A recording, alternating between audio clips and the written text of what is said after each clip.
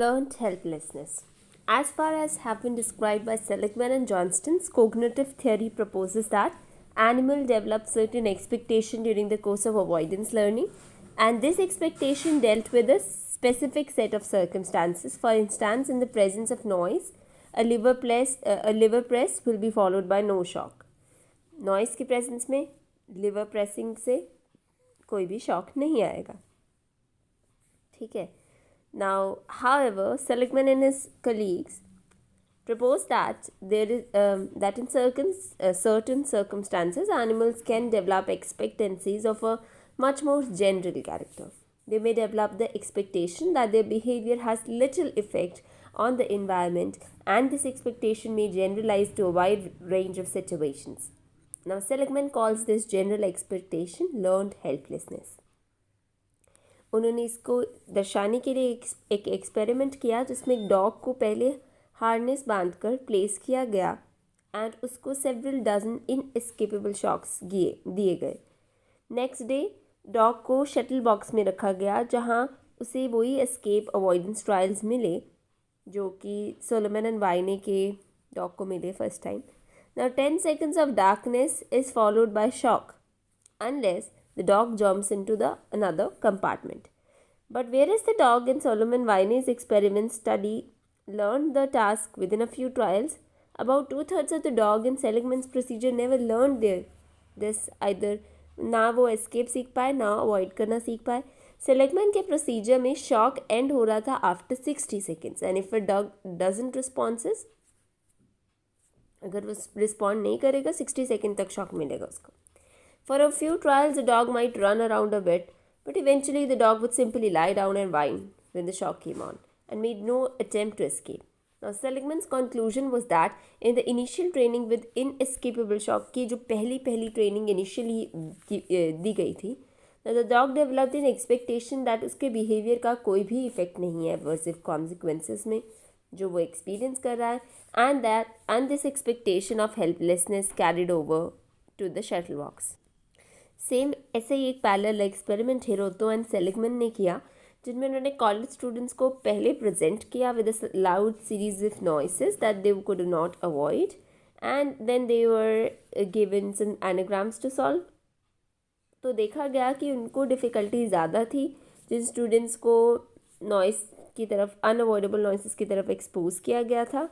ठीक है. So a typical control subject solve all the anagrams. Control group वालों ने सभी एनाग्राम्स को सॉल्व भी किया और फास्टर सॉल्व किया as trial proceeded.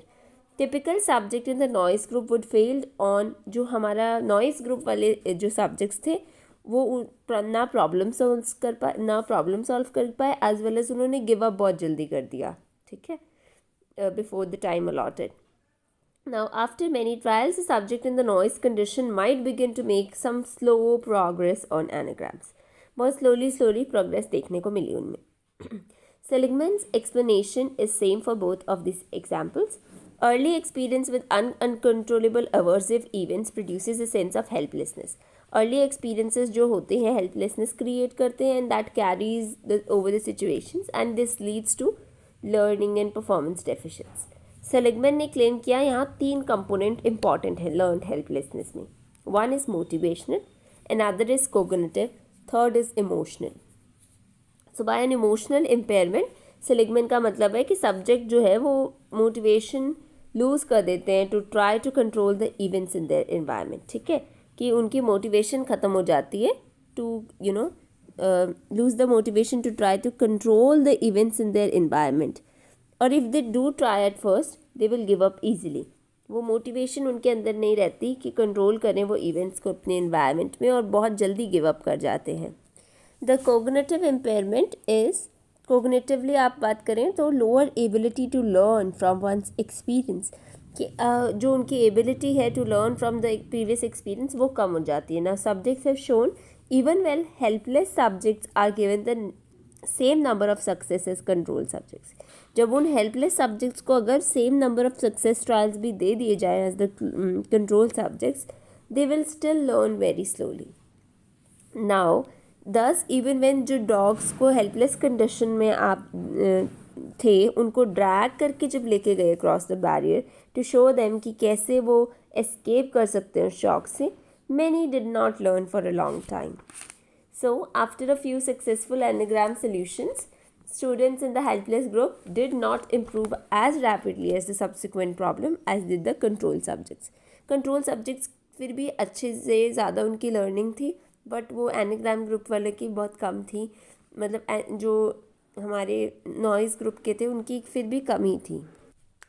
Finally, Meyer and Seligman summarized a number of emotional problems that have been shown to follow exposure to मतलब emotional problems क्या आई, जैसे रैट्स जिन पे सेलिगमैन स्टडी कर रहे थे उन्होंने अल्सर्स डेवलप कर लिया. They ate less, cats ate less. Humans में आप देखते हैं टेम्पररीली इंक्रीज आ जाता है ब्लड प्रेशर में. मंकीज़ बीमार पड़ने लगे. Now, Seligman proposes that this complex pattern of motivational, cognitive and emotional problem is the result of exposure to inescapable aversive event.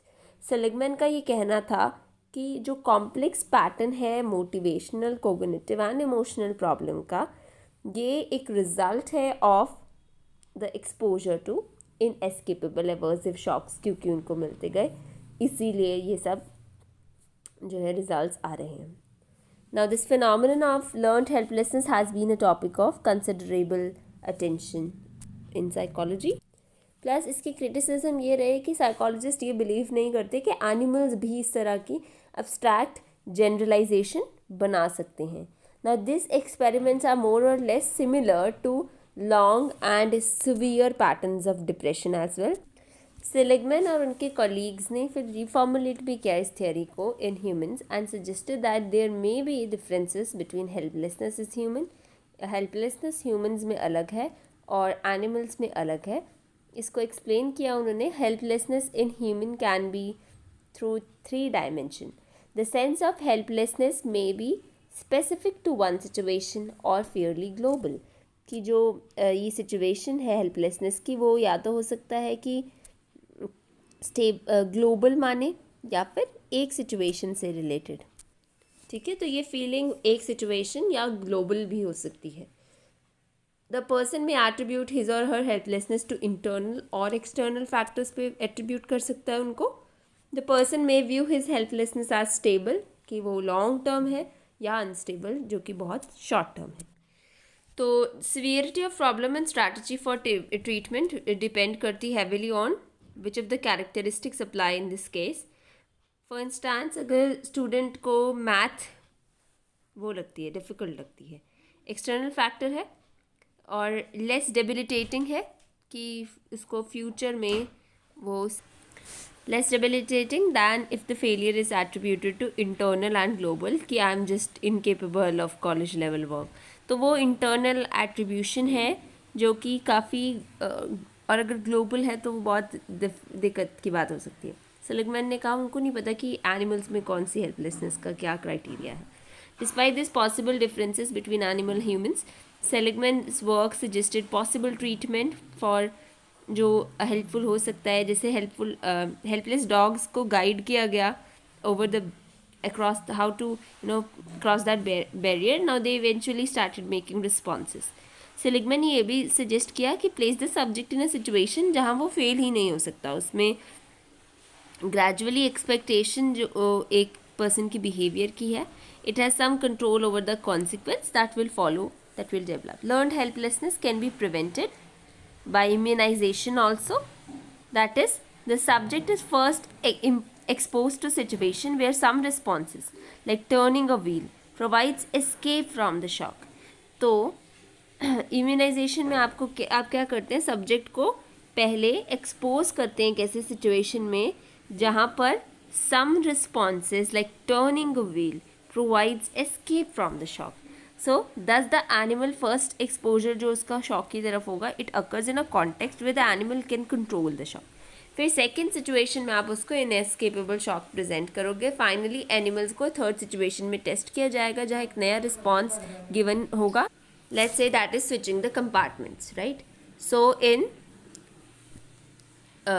this it provides escape from the shock. It has been shown कि initial experience and अगर inescapable shocks के हों तो it blocks the onset of the learned helplessness. ठीक है, learned helplessness फिर develop नहीं होती क्योंकि उसको लगता है फिर भी सिचुएशन मेरे कंट्रोल में है. सेलिगमैन ने कहा क्लासरूम एनवायरनमेंट में भी बच्चों को अर्लीस्ट क्लासरूम एक्सपीरियंसेस सक्सेसफुल मिलने चाहिए, उनको लगे मास्टरी कर सके वो चीज़ पे. So at least 2 other theoretical positions about the causes of learned helplessness in animals have been proposed. एक theory ये भी कहती है animals learn to be inactive when they receive inescapable shocks. कि animal ये learn करते हैं कि वो inactive रहें when they receive inescapable shock, and this inactivity is incompatible with later learning. तो ये inactivity incompatible है बाकी learning के साथ. Another states that stress experiencing inescapable shocks हमारे न्यूरोकेमिकल्स को डिप्लीट करती है that is involve in the movement. So simply the subject learns more slowly कि वो न्यूरोकेमिकल्स डिस्टर्ब हो जाते हैं, उनकी डिप्लीशन के कारण सब्जेक्ट थोड़ा और स्लो हो जाता है लर्निंग में because it has difficulty in moving. Right, दोनों इन स्टेटमेंट्स को ही सपोर्ट करने के लिए थियरीज़ हैं. मायर एंड जैक्सन ने कंक्लूड किया कि each may have some merit and that inescapable shock can produce variety of effects, only some of which are covered by Seligman's theory. However, it should be noted two alternative theories are more limited in their scope since they only deal with the shock as inescapable event. Seligman's theory is most general and the most provocative. काफ़ी general और provocative भी है since it postulates कि pattern क्या है उसका, motivational, cognitive, emotional deficits. They occur at a wide range of species and situations when an individual is exposed to uncontrollable events.